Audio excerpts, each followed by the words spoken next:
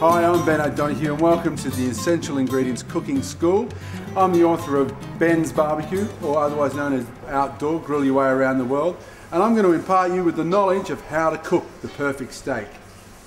The first thing you need to do, if your meat has been in the fridge, you need to bring it out and let it come up to room temperature, or just take the chill off it, because if you try and cook the steak while it's cold inside, you're not going to get the dispersion of heat equally, and you'll end up with a sort of substandard steak, and who wants that? Once that's happened, basically you want to liberally season the steak with coarse rock salt or a nice good quality flake sea salt and good grinding of pepper. Now it's time to start cooking. As you'll see, that I've not oiled it because the steak has some marbling of fat in it, also fat on the outer surface here. So it's got enough lubrication in itself. It doesn't need to have oil on it. And also, if you're cooking on a barbecue, what you'll notice is if you put oil on a steak, it's going to burn. The oil will burn and therefore impart a sort of slightly tainted flavour to the steak.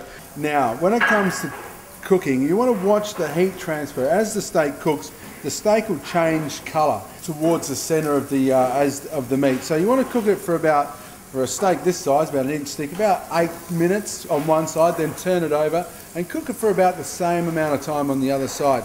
Importantly as well, when you cook steak or any kind of meat on the barbecue or in a pan, don't overcrowd the cooking surface, because what happens is all the meat will draw in all the heat from the barbecue or the pan.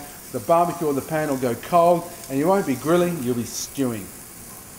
Okay, once you're happy with the cooking on one side, so that's been about 7 minutes, we turn it over. You can see the lovely crust on the steak. Now, if you were cooking on the barbecue, you'd have that radiant heat sort of licking the sides of the steak.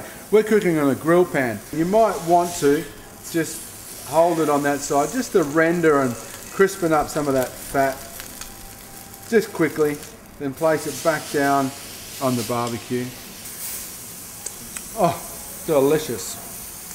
Just take the steak off the grill, put it on a nice clean plate and let it rest. Now, the rule of thumb is this: the amount of time that you've cooked the steak or piece of meat, you need to rest it for about half the amount of time. Now you're probably thinking, but my steak will be cold. That's fine. Just before you serve it, just quickly flash it back onto the barbecue so the outside temperature is nice and hot. The core temperature will remain the same, thereabouts, and you'll be tucking into the tastiest steak you've ever eaten.